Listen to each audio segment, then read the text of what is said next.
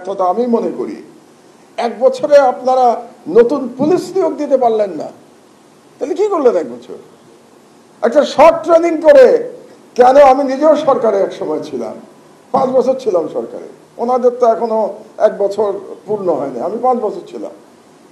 তো আমি বুঝতে পারি না যে 1 বছরের মধ্যে শর্ট ট্রেনিং করে সারদাতে কেন 1000 পুলিশ অফিসার নতুন নিয়োগ দেওয়া গেল না। এটা এর কোনো ব্যাখ্যা কি? কি ব্যুরোক্রেটিক জটিলতা এখানে আমার জানা নাই। সদিচ্ছা থাকলে কেন পরের দিনই করা হলো না? কেন 7 দিনের মধ্যে করা হলো না? এটা তো বোঝার কথা যে আমাদের রাষ্ট্র চালাতে গেলে পুলিশ লাগবে। আপনারা নির্বাচন করবেন, পুলিশ ছাড়া কেমনে নির্বাচন করবেন? আপনারা যে পুলিশ হাসিনা বসিয়ে দিয়ে গেছে তাদেরকে দিয়ে আপনারা নির্বাচন করবেন, কিভাবে করবেন নির্বাচন তাদেরকে দিয়ে? কোন পুলিশ আপনার কথা শুনবে? যে পুলিশ গোপালগঞ্জে পালিয়ে যায় সেই পুলিশ আর দিয়ে আপনারা নির্বাচন করবেন? তো গোপালগঞ্জে যদি পালিয়ে যায় তো নির্বাচনের সময় সব জায়গা থেকে পালিয়ে যাবে, তখন কি করবেন এই পুলিশ দিয়ে? 1 বছরে পুলিশ নিয়োগ দেয়া গেল না, এই ব্যর্থতা কিভাবে, কোন যুক্তিতে আমরা মেনে নিতে পারি? কেন হলো না এটা?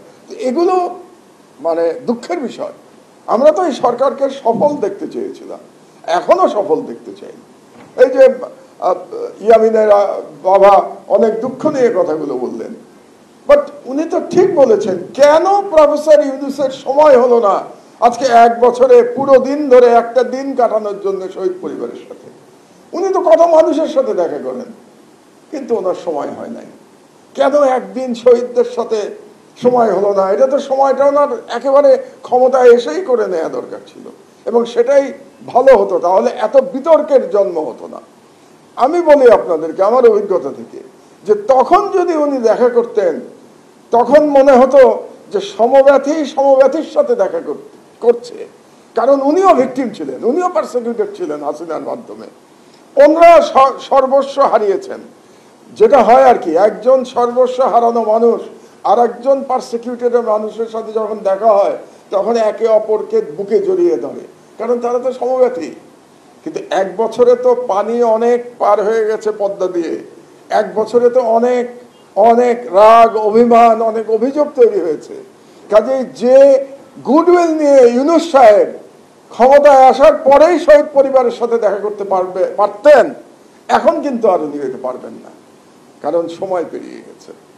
তো এই মিস্টেকগুলো তো এই সরকারের হয়েছে, আমাদের তো মেনে নিতে হবে। আমার মনে হয় ইউনূস সাহেবও যদি এটা রিয়েলাইজ করেন তাহলে ভালো করবেন, কারণ ইউনূস সাহেব তো কোনো পলিটিক্যাল লিডার ছিলেন না। জনগণের সমর্থনটাই ওনার একমাত্র সমর্থন ছিল, legitimacy. What was the legitimacy of this government? was the will of the people. That was the legitimacy of this government. কিসের সংবিধান আপনাদের লেজিটিমেসি?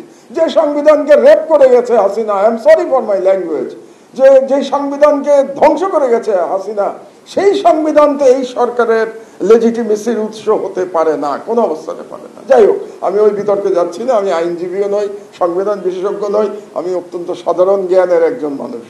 তো সেই হিসাবে